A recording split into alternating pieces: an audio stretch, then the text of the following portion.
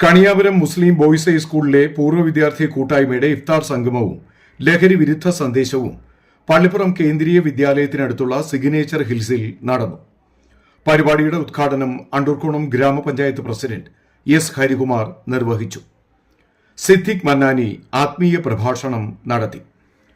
പഞ്ചായത്ത് അംഗം കൃഷ്ണൻകുട്ടി, പൂർവ്വ വിദ്യാർത്ഥിയായ മുഹമ്മദ് ഷാഫി IPS, പാരിപ്പള്ളി മെഡിക്കൽ കോളേജിലെ superintendent doctor Rajendran, Perookada government ആശുപത്രിയിലെ psychiatrist doctor S Najeeb, Mangalapuram ഗ്രാമപഞ്ചായത്തിലെ അസിസ്റ്റന്റ് സെക്രട്ടറി KK ബൈജു, പത്രപ്രവർത്തകരായ ഉല്ലാസ് ശ്രീധർ, കഴക്കൂട്ടം സുരേഷ്, പൊതുപ്രവർത്തകരും പ്രവാസികളുമായ ഉമ്മർ ഷെരീഫ്, MK നവാസ്, വിമൽ കുമാർ, പ്രവാസികളായ പേട്ട അനിൽ, ഷാഫി വെണ്ണൻകുഴി, സക്കീർ, അൻസർ തുടങ്ങിയവർ ഇഫ്താർ സംഗമത്തിന് നേതൃത്വം നൽകി. ക്ലാസ്മേറ്റ്സ് കുടുംബാംഗങ്ങളടക്കം 100-ലധികം പേർ ഇഫ്താർ സംഗമത്തിൽ പങ്കെടുത്തു. ന്യൂസ് ഡെസ്ക്, പ്രസ് ക്ലബ് വാർത്ത.